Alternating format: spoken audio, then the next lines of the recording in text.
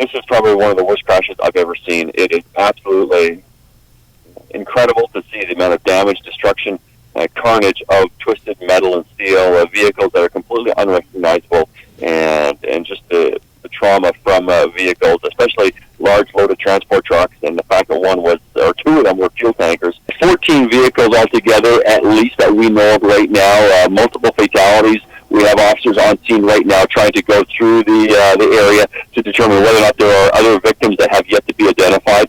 So it is a massive scene. We actually had officers and fire crew at another collision scene just up the road a short distance.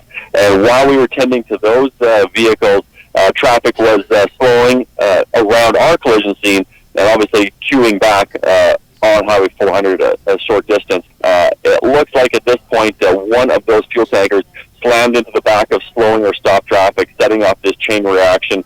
Officers that were at that second crash observed the collision and the instant fireball, which encompassed and involved every single vehicle, essentially, that was on scene. And we're going to be here pretty much all day. Fire services from all across the region, part of the mutual aid here, are still tending to hotspots, and we have emergency crews looking through the scene, looking for victims, speaking to witnesses.